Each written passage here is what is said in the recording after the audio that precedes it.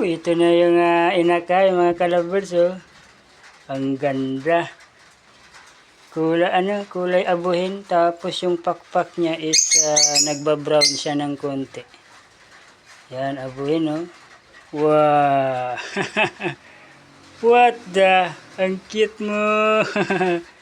Kulay abuhin, oh. Dito tayo sa maliwanag mga ka-orag, oh. Yan, oh. Nagbabrown siya, oh. Tapos abuhin yung kulay, oh.